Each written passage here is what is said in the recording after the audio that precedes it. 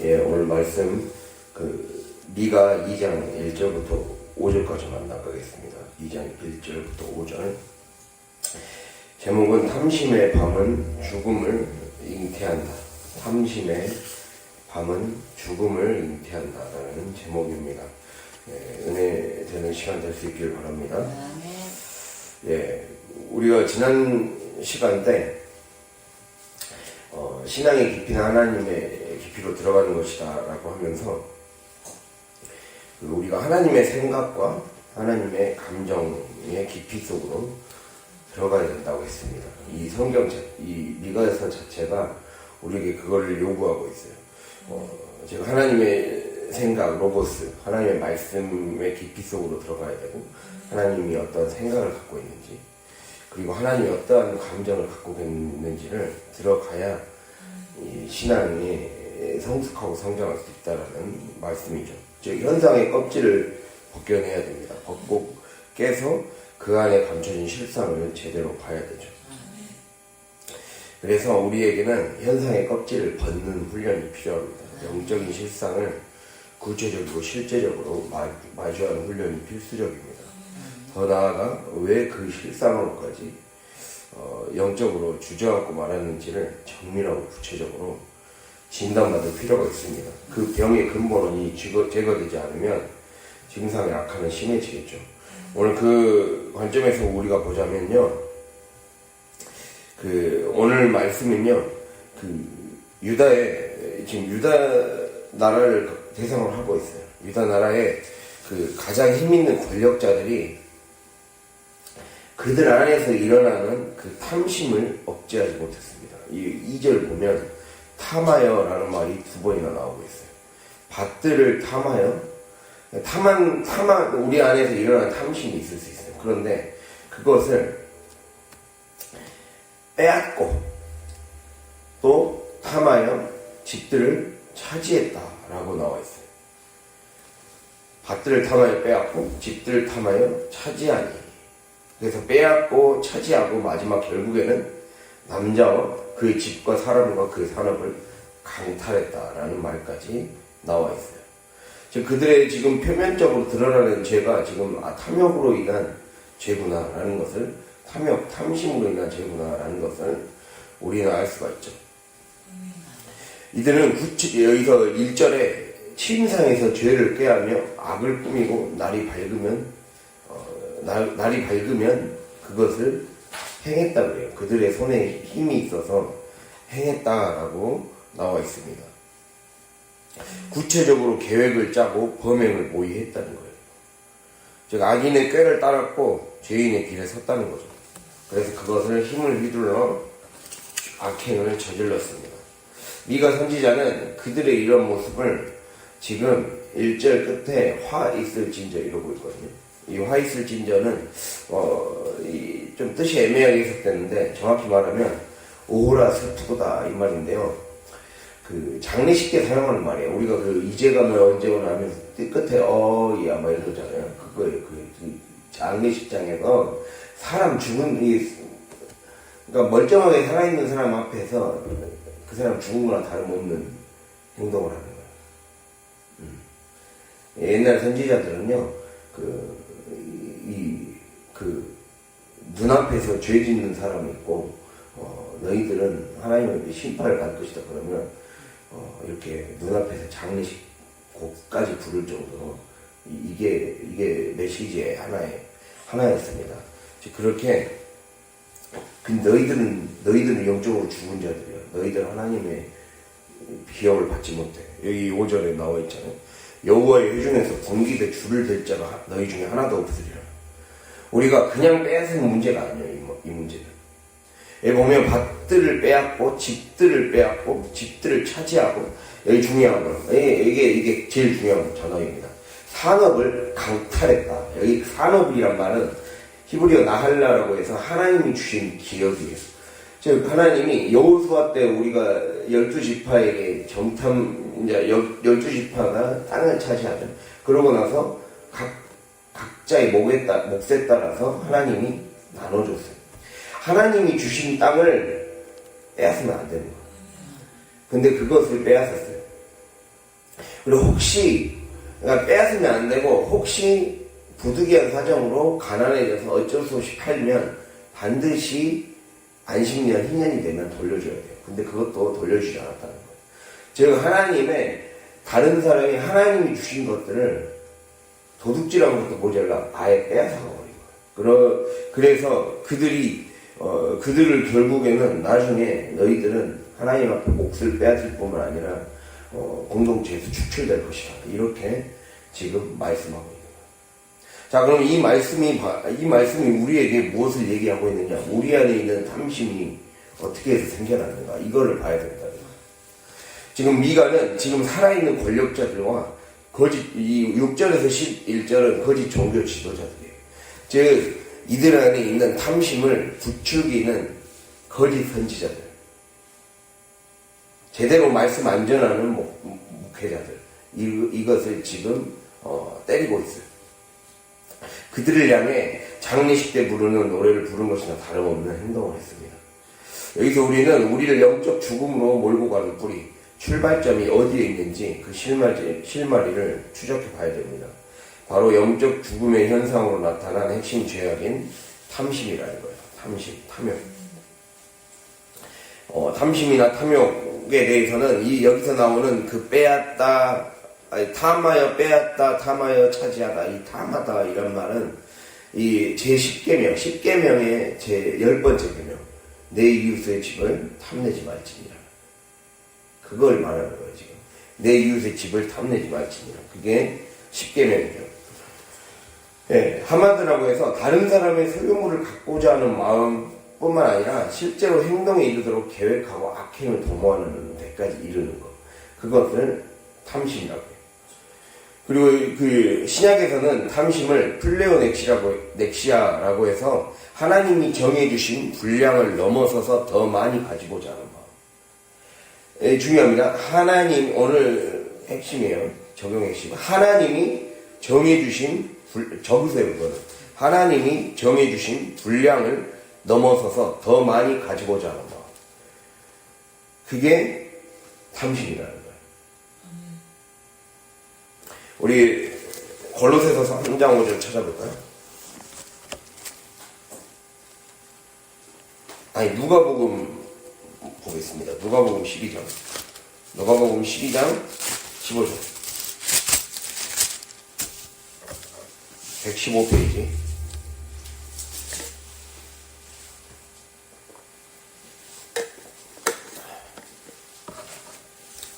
자, 115페이지. 누가복음 12장 15절 같이 읽겠습니다. 그들에게 이르시되 삶과 모든 탐심을 물리치라. 사람의 생명이 그 소유에 넉넉한 데 있지 아니하니라. 예, 오늘 말씀에서 보면요, 삶과 모든 탐심을 물리치라 이렇게 나와 있어요. 여기서 중요한 게 탐심을 먼저 모든 탐심을 물리치라고 하고 있어요. 모든 탐심이라는 거는 여기서 모든은 에브리란 뜻도 있고 올이란 뜻도 있어요. 에브리란 말은 매 순간 일어나는 탐심.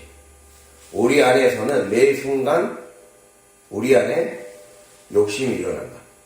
탐심이 일어난다. 그리고 올, 모든 종류의 탐심.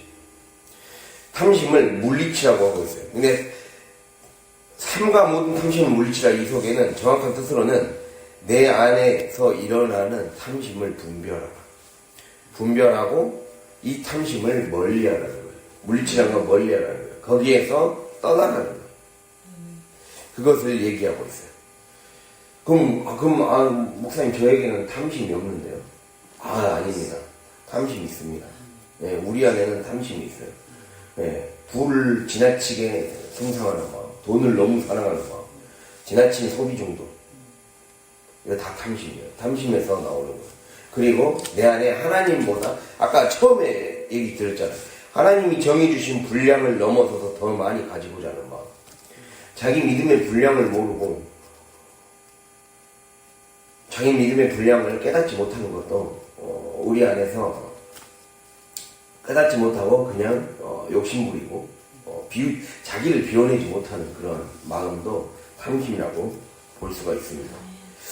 그래서 인간의 목숨은 하나님께 달려있는데 자기를 위해서는 쌓고 모으면서 하나님은 생각하지 않는 자가 바로 탐심이 있는 자다라고 얘기하고 있습니다. 그리고 골로새서 3장 5절에서는 땅에 있는 지체를 죽이라고 해요. 땅에 있는 지체를 죽이라.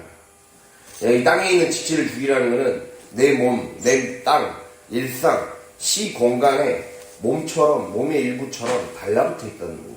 우리 안에는 음란과 부정과 사욕과 악한 정욕, 탐심, 이러한 수없는 죄악의 본성들이 몸처럼 달라붙어 있어요.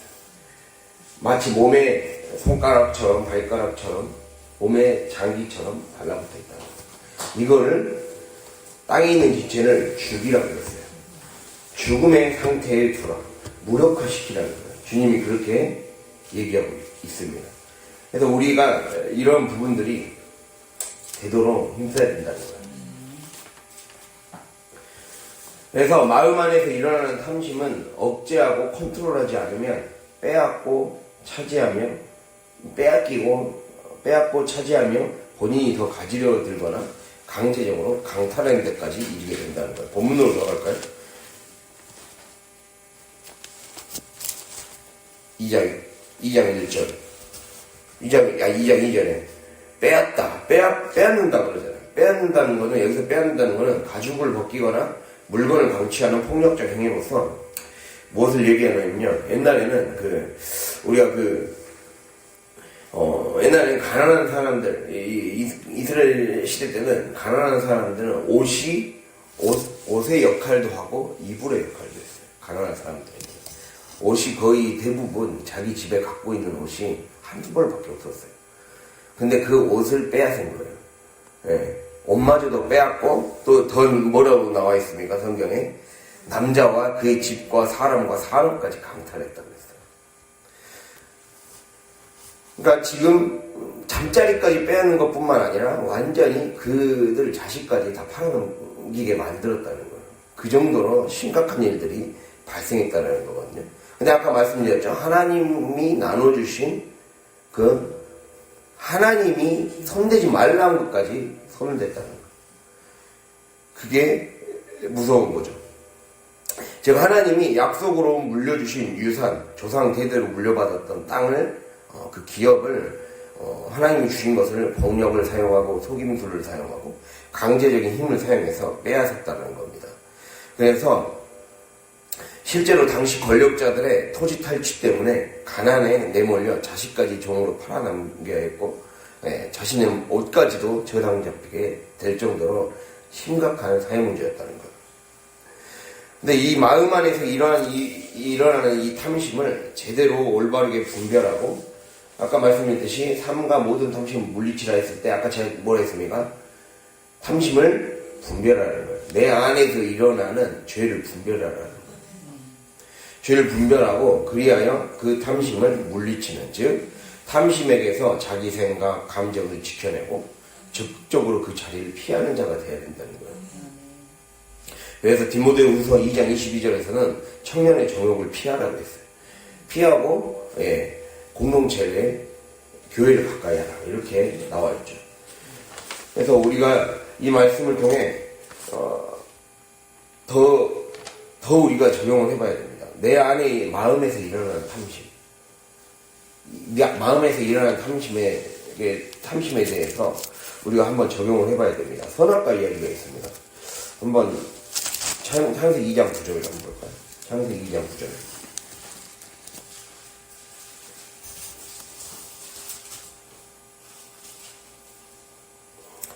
자, 2장 9절을 읽겠습니다.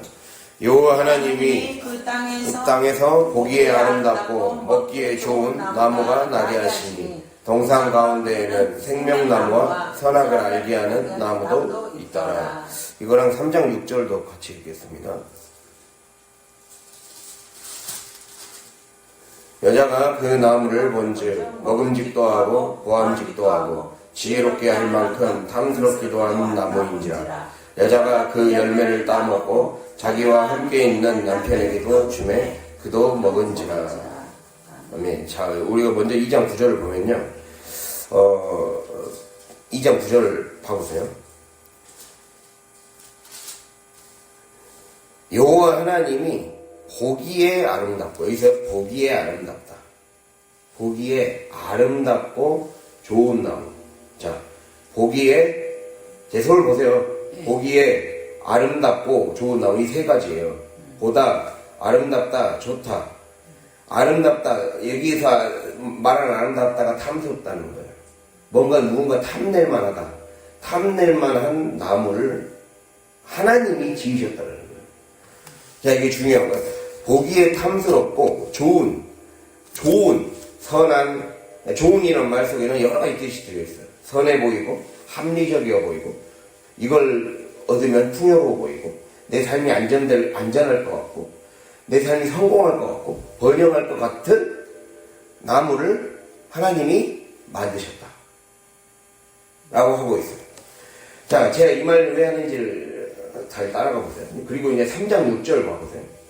자, 아까 뭐라 했어요? 보다, 탐스럽다, 아름답다, 탐스럽다예요, 사실. 탐스럽고 좋다. 이 세 가지예요. 자, 보면 3장 6절에 본즉 나오죠? 여자가 그 나무를 본즉.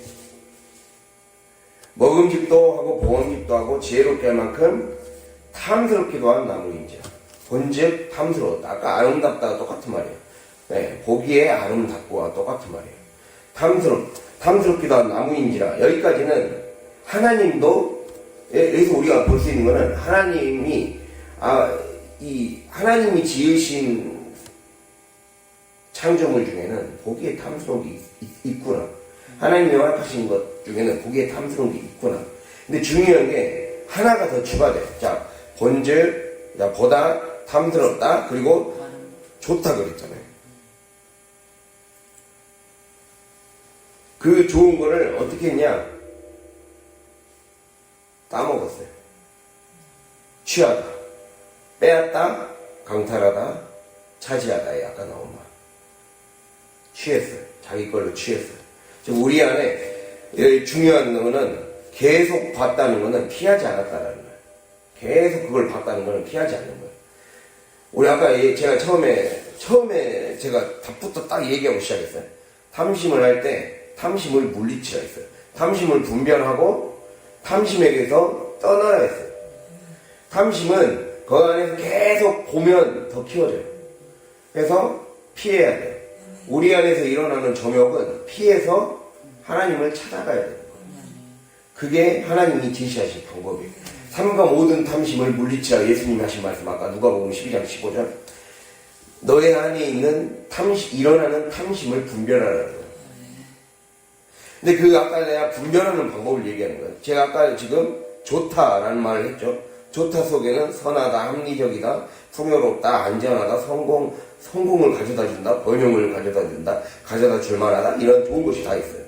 자, 우리가 여기에서 분별을 해야 되는 거예요. 내 안에서 이것이 나를 죽이는 탐심인가? 아니면 진짜 선한 마음인가?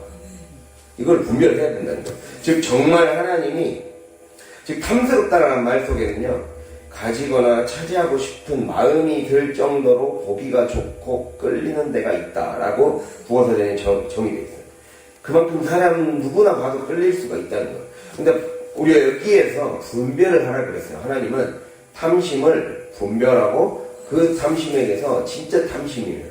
이게 하나님, 아까 말씀드렸듯이 탐심의 원래 뜻이 제가 뭐라 했습니까? 하나님 주신 분량을 넘어서는 거예요. 물량을 넘어서서 더 가지려고 하는 거예요. 더 가지려고 하는 거예요. 즉, 정말 하나님이 내가 차지하고 갖게 하실 몫인가? 우리가 신명기 말씀 보면 내가 너에게 이 땅을 주었으니, 넘겨주었으니 차지해라 이 말이 나와요. 그러니까 하나님이 주신 땅은 차지할 수 있는 거예요. 하나님이 나에게 주신 분량은 차지할 수 있지만 원하지 않는 딱 분량을 욕심내고 하는 거는 그거는 탐심이라는 거예요. 그거를 얘기하고 있는 거예요. 정말 하나님이 내가 차지하고 갖게 하실 몫인가?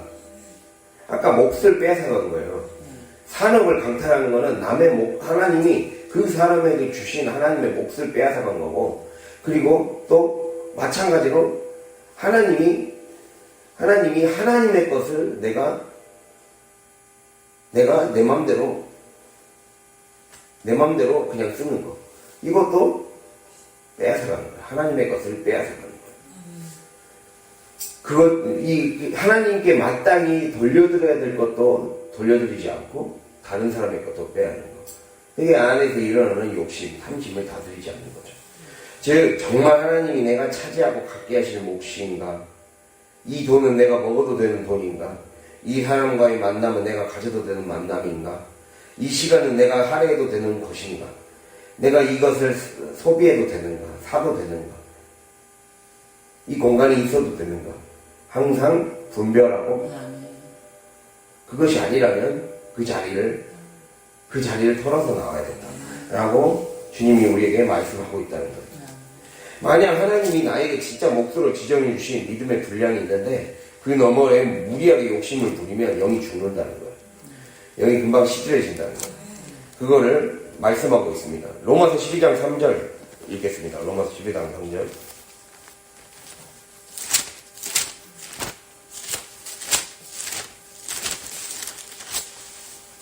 257페이지.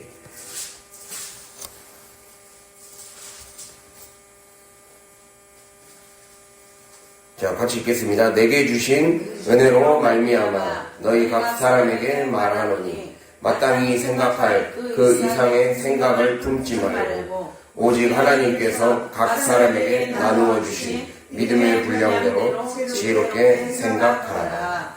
아멘.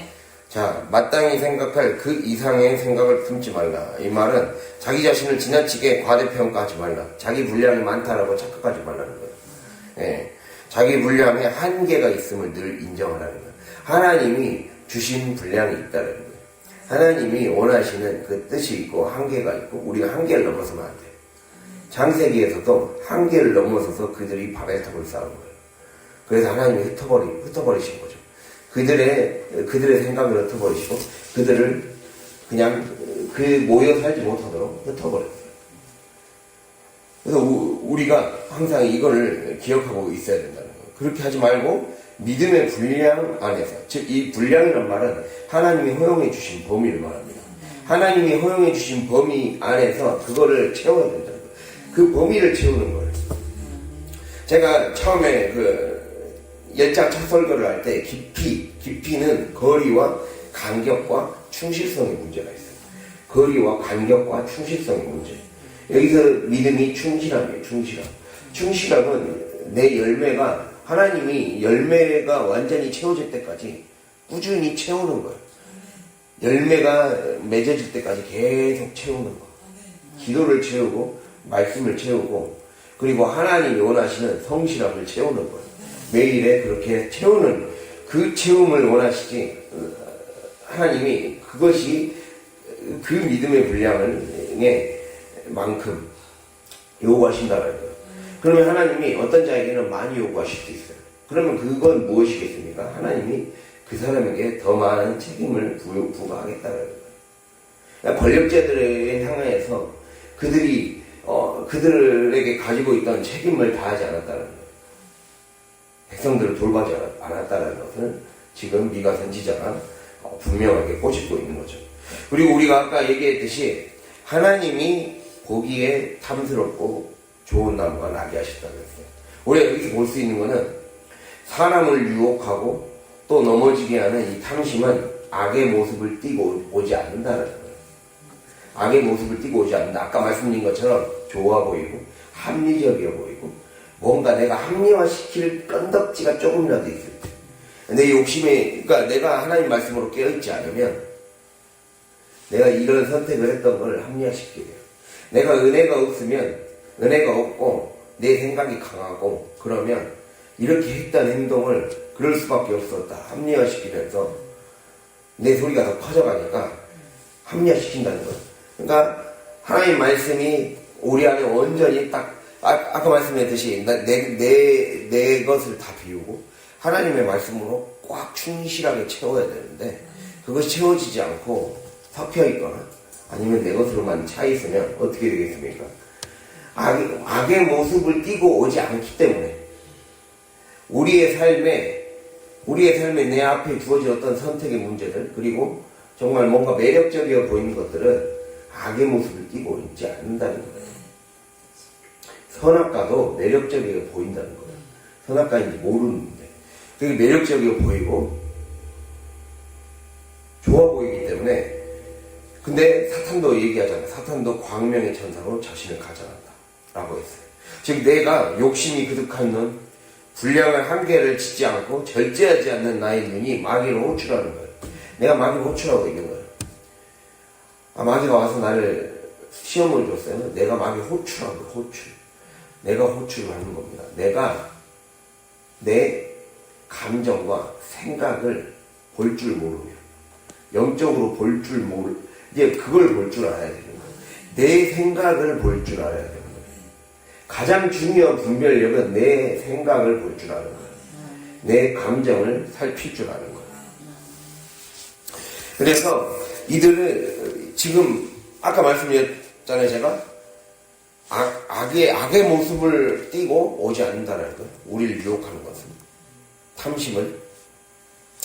이 본문으로 돌아가서 이들의 탐심은 이들을 정당화시켜주기에 충분했어요. 왜 그러냐? 지금 2장, 미가서 2장은 이미 사마리아가 이제 함락되고 멸망당해버렸어요. 이제 사마리아가 원래 모든 부가 다 북이스라엘로 쏠려 있었거든요, 예전에는.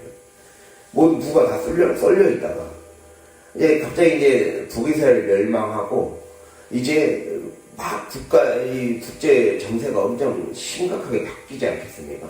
그 부가 갑자기 이제 부의 중심이 예루살렘으로 이동해버려요. 예루살렘으로 이동하면서 순식간에 갑자기 유례 없는 경제적 호황을 얻습니다. 평생 못 겪어봤던 부를 경험해요. 근데 이 부는 하나님이 허락하신 부가 아니었어요. 이게 중요해요. 제가 앞에 딱 깐 거예요. 하나님이 허용하신 부가 아니었다는 거예요. 하나님이 허용하신 부가 아니었어요. 이 부는 어떤 부였냐?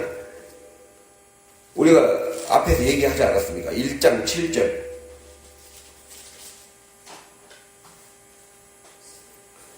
그 새끼 우상들은 다 부서지고 그 음행의 값은 다 불살라지며 내가 그 목상들을 다 깨뜨리리니 그가 기생의 값으로 모았은지 그것이 기생의 값으로 돌아가리라. 이거 사마리아가 멸망한 원인을 한마디로 얘기했어요.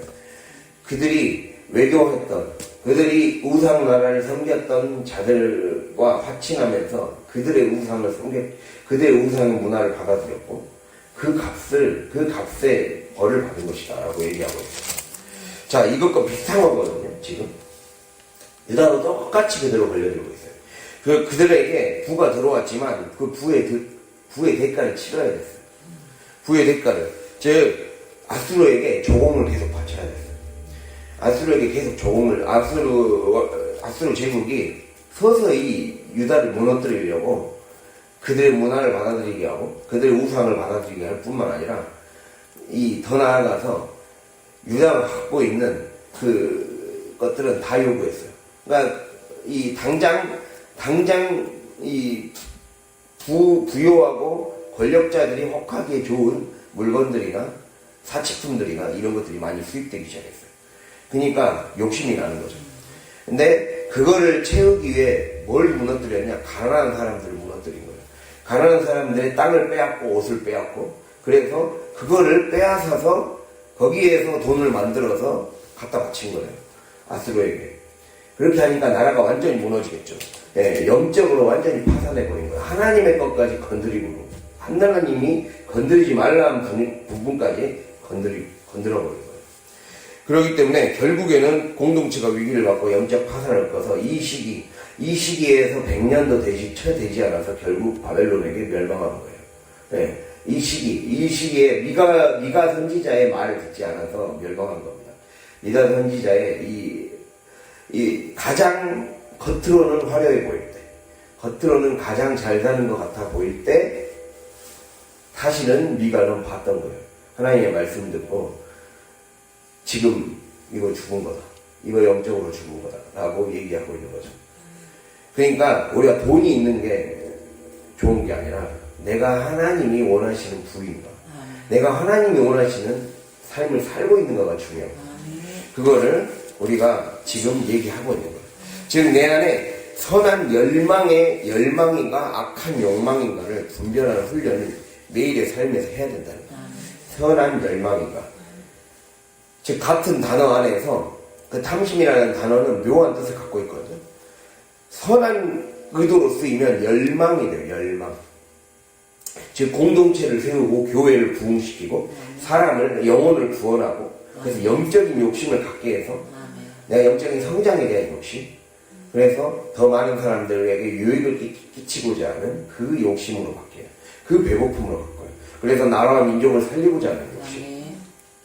제가 그 매불쇼라는 그 유튜브를 많이 본단 말이에요. 거기에서 이 황석영 작가라고 유명한 그 소설 작가 있습니다. 장길산이라는 그 장편 소설을 쓴 그 황석영 작가가 나와서 이제 그 한번 그 인터뷰를 한 적이 있어요. 40분짜리 인터뷰를 해서 그걸 듣다가 이 옆에 있는 그 게스트 패널이 욕망을 어떻게 다스릴 수 있을까 딱 얘기했어요. 욕망을 어떻게 다스릴 수 있을까 하니까 그러니까 아니 윤석열 얘기하면서 윤석열을 비판하면서 욕망을 어떻게 다스릴 수 있을까 하니까 욕망이 죄는 아니다. 욕망 자체가 죄는 아니라는 거예요.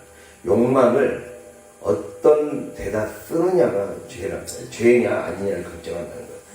그러니까 그래서 옆에서 딱 맞장구를 치면서 욕망이 잘못이 아니라 내 안에 있는 욕망을 열망으로 바꾸는 거예요. 즉 내가 정말 뭔가 더 가지고 싶다 이러면 선한 방법으로 그거를 쓰면 된다는 거예요.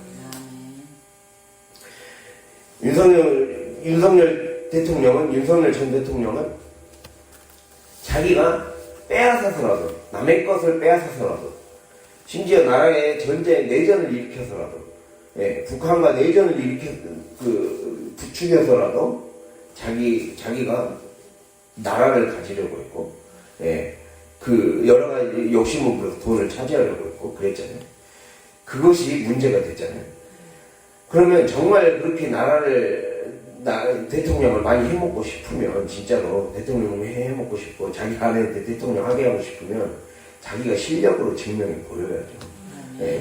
자기가 정말 잘하고 싶다는 바람을 제대로 얘기해서 부족하면 본인의 실력이 부족하면 좋은 참모들의 얘기를 듣고 하면 됐었죠. 그거를 좋은 방향으로 하면 열망이 된다는 거예요. 그거를 지금 얘기하고 있어요. 그래서 선한 열망인가 아니면 악한 욕망인가 이거를 내 안에서 계속해서 일어나는 이 오늘 이 말씀을 한 이유는 마음을 분별하는 훈련을 해야 된다는 거예요. 마음을 분별하는 훈련. 즉 하나님이 우리가 1장은 미가서 1장은 일종의 서론이에요. 이 미가서를 어떻게 봐야 되는가? 하나님이 우리 마음속 깊은 곳까지 들어오려고 하시는 거예요. 하나님 우리가 1장 읽었잖아요. 3, 4절 읽을 때 하나님이 하늘 처소에서 나와서 땅의 높은 곳을 밟았다 했어요. 땅의 높은 곳은 예루살렘 성전을 의미하는 거예요. 이 황폐화된 예루살렘 성전. 황폐화되고 산당으로 만들어버린 하나님을 예배하는 성전이 아니라 우상을 예배하고 우상 숭배하는 제가 구터라 했잖아요. 구터같이 만들어버린 그곳을 밟고 오셨다. 즉 우리의 실상, 우리의 영적인 실상을 까발리기 위해 보여주기 위해 폭로시키기 위해 오셨다는 거예요. 그래서 우리도 어떻게 해야 된다 그랬어요? 나도 내려가야 되는 거예요. 나도 내 실상으로 깊이 들어가야 된다. 나도 내 실상을 제대로 파악해야 된다는 거예요. 그걸 얘기하고 있어요. 좀 그러면 이제 우리가 그 다음 단계입니다. 탐욕이라는 이 타락의 길로 떨어진 원인이 무엇인가? 진짜 원인이 무엇인가를 얘기하고 있다는 거예요. 그게 바로 1절입니다. 1절. 침상에서 죄를 꾀하며 악을 꾸미고 날이 밝으면 그 손에 힘이 있으므로. 이게 중요한 거예요. 침상, 날이 밝으면. 자, 이게 굉장히 중요하거든요. 즉 침상이라는 공간, 잠자리가 드는 공간이잖아요. 침상, 밤. 즉 침상이라는 공간과 밤이라는 시간의 관리가 안 돼서 이런 문제가 생겼습니다. 침상이라는 공간과 밤이라는 시간의 관리. 이게 중요한 거예요. 침상이라는 공간과 밤이라는 시간의 관리를 통한 어둠의 정복에 실패했기 때문에 낮의 시간도 실패한 겁니다. 네. 혼돈과 무질서와 무질서의 정복과 다스림을 하지 않는 거죠. 자, 여기서 침상과 밤은, 밤의 시간과 이 침상의 공간은 우리가 정복해야 될 대상이에요. 그렇게 하지 않으면 내 밤의 시간을 정복하지 않고 내 내밀한 삶의 침상을 정복하지 않으면 낮의 시간이 되어도 밤의 사람같이 사는 존재가 된다는 거예요. 이걸 기억해야 됩니다. 그리스도인은 낮의 사람들이 돼야 돼요. 빛의 사람들이 돼야 돼요. 그런데 내가 밤의 시간이 정복되지 않으면 아무리 날이 밝은 낮을 살아가도 밤의 사람으로 살게 된다는 거예요. 그거를 얘기하고 있습니다. 우리 아멘 하려면 크게 하려 했죠. 예. 그리스도인은 낮의 사람으로 살기 위해 밤이라는 시간과 침상이라는 공간을 영적으로 정복하고 다스리는 훈련이 되어 있어야 돼요. 낮에 죄를 짓는 것은 밤에 죄를 꾀했고 꾸몄기 때문이라고 얘기하고 있어요. 침상에서 죄를 꾀했고 악을 꾸몄기 때문에 날이 밝으면 그것을 여러분이 보면 그 손에 힘이 있으므로 이게 중요한 거예요. 여기서 힘은 히브리어 엘이라고 해서 하나님이에요. 즉 우리 안에서 우리 밤의 시간은요, 이 유대인들을, 히브리인들의 시간관을 알 필요가 있어요. 저녁이 되며 아침이 되며. 실제로 지금도 이스라엘 사람들은 저녁이 하루의 시작이에요. 저녁이 하루의 시작. 해가 지면 그때부터 하루가 시작한다고 했어요. 창세기 1장이 그 원리예요. 창세기 1장에 따라서 저녁부터 하루가 시작이에요. 저녁부터 하루가 시작이고 그들은 가을부터 1년이 시작이에요. 가을 추수가 다 끝나고 이 모든 곡식이 다 비어진 텅 빈 들, 거기가 모든 1년의 시작이에요. 그래서 모든 것이 다 없어진 밤과 같은 시간. 그래서 밤이 시작되는 그 시간이 곧 하루의 시작이 됐어요. 왜 그러겠어요? 하나님이 가장 어둡고 아무것도 없는 혼돈과 공허의 시작. 여기서 말하는 혼돈과 공허는 아무 꼴을 갖추고 있지 않고 형체가 없는 시간. 하나님이 그 안에 형체를 부여해주고 하나님이 그 안에 형상을 부여해 주어야만 하는 시간. 하나님이 빛이 있으라. 하나님이 형체가 없고 꼴이 없었던 그 혼돈과 공허에 빛이 있으라 했더니 빛이 있었고 그랬어요. 한번 찾아볼까? 이게 중요한 영적인 원리거든요. 그냥 창세기 할 때 다시 다룰 거예요. 예. 창세기 1장 빨리 찾아봅시다.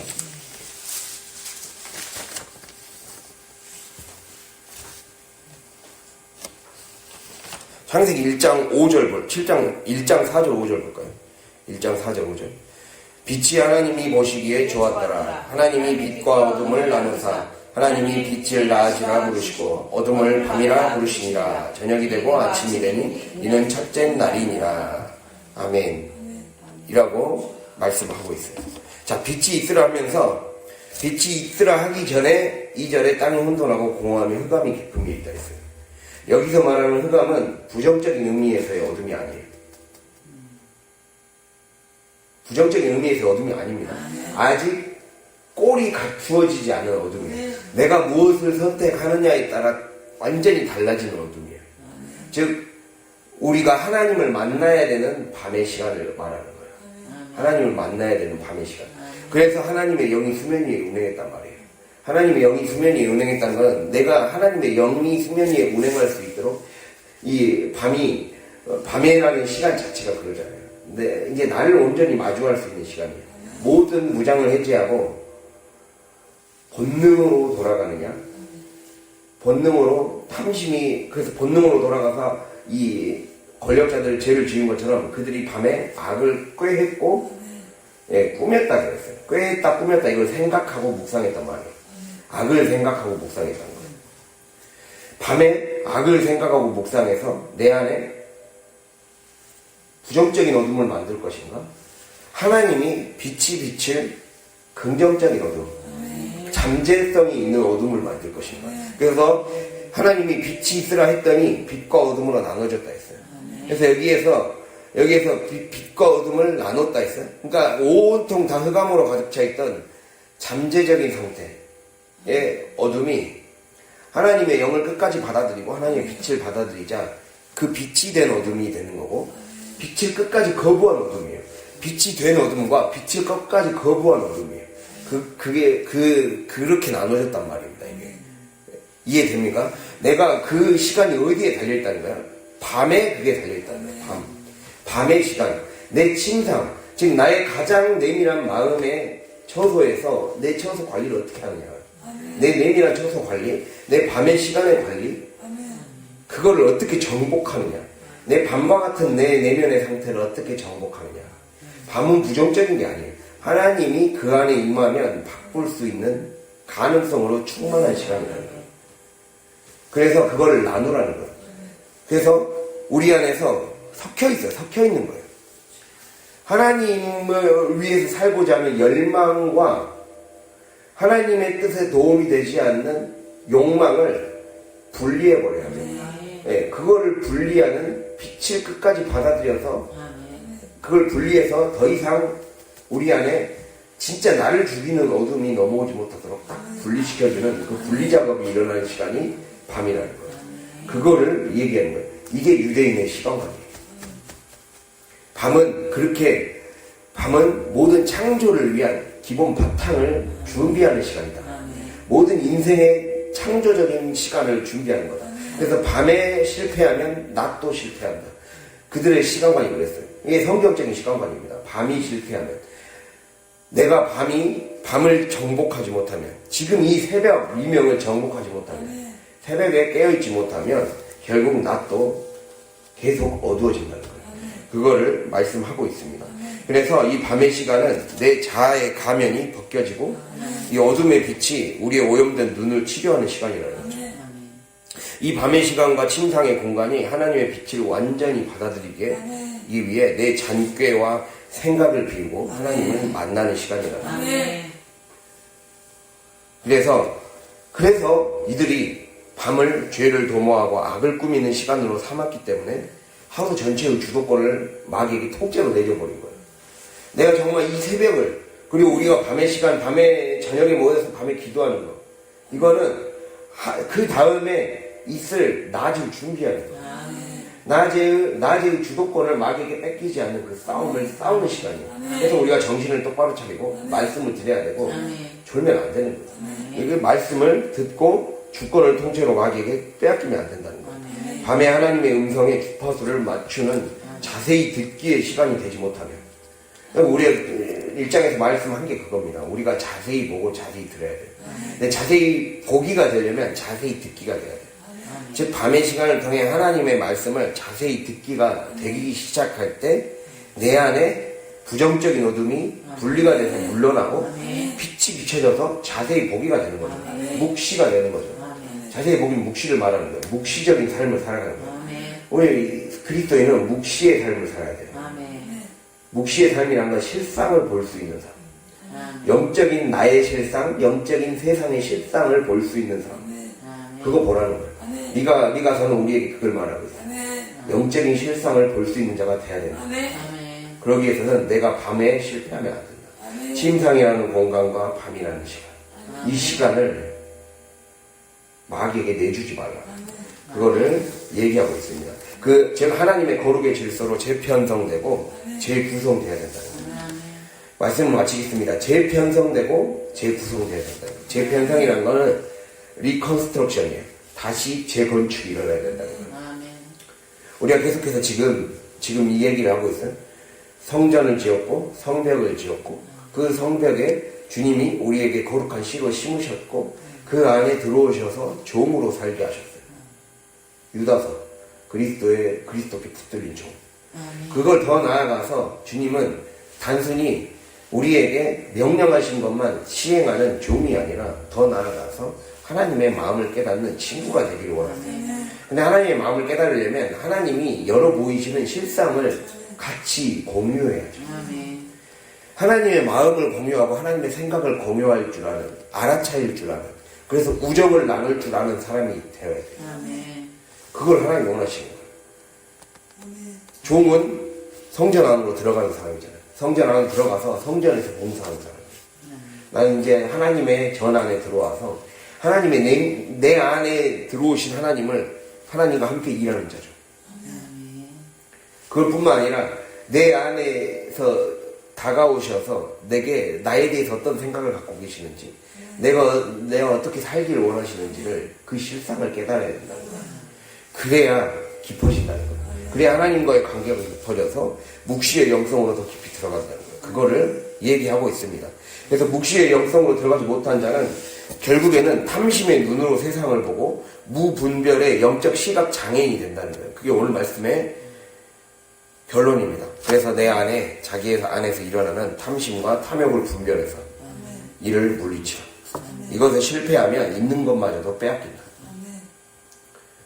그리고 영적인 죽음과 쇠퇴와 퇴행이라는 대가를 치르게 된다는 결론입니다. 오늘 말씀을 기억하면서 새기고 우리의 삶에 정말 변화가 일어나기를 원합니다. 내 삶에서 일어나는 죄의 조그마한 마음이라도 분별할 수 있어야 돼요. 그래야 하나님의 빛과 그것을 내 삶을 파괴로 몰고 가는 이 부정적인 어둠을 분리시킬 수 있어요. 그 작업을 잘 할 수 있는 저와 여러분이 되어서 승리하는 하루, 승리하는 일주일이 될 수 있기를 간절히 바랍니다. 기도하겠습니다.